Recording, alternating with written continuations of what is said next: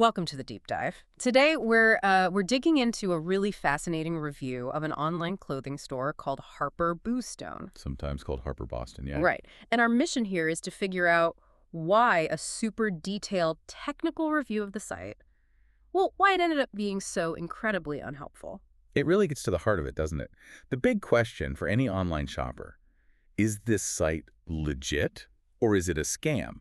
And what makes this source so interesting is that it goes through all this work, this huge technical audit, and then the final verdict is just sort of a shrug. A total question mark. Okay, Yeah. so let's jump right into the data they presented.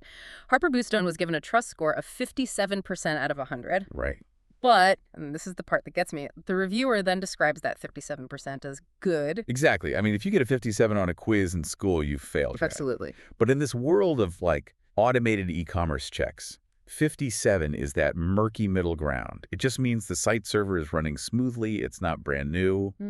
It passes the basic technical checks. So good doesn't mean trustworthy. It just means functional. It means it's average, which for an unknown site is, I guess, what they consider a pass. Okay, that makes a bit more sense. But how did they even get to that number? The source says they checked a staggering 40 different elements. 40. Yeah, they looked at something called hidden content detail. And what is that exactly? It's basically the site's digital guts. You know, where is the website hosted? What technology are they using? The physical location? How popular is it?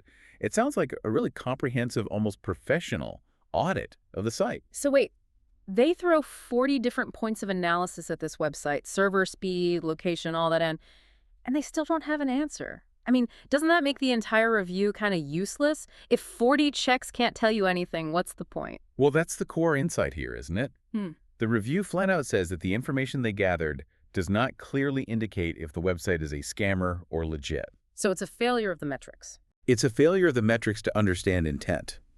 The algorithm can measure how well a site is built, but it can't tell you if the people behind it plan to actually ship you the product. Right. Infrastructure versus integrity. Exactly.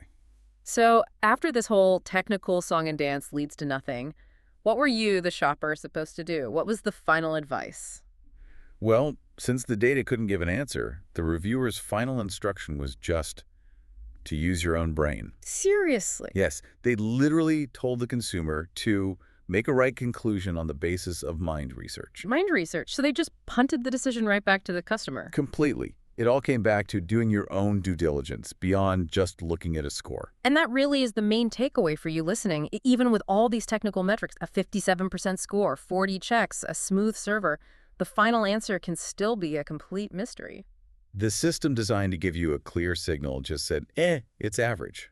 It didn't say safe, and it didn't say scam. Left you totally on your own. Right. And that leads to the bigger thought here.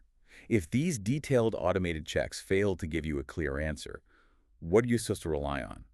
What specific parts of your own mind research should you be prioritizing? You mean like beyond the technical stuff? Exactly. Are you digging through forums for actual user complaints? Are you looking for verified customer reviews that have, real photos attached?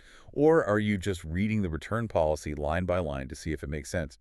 When the machines can't decide, that human element of observation has to take over completely.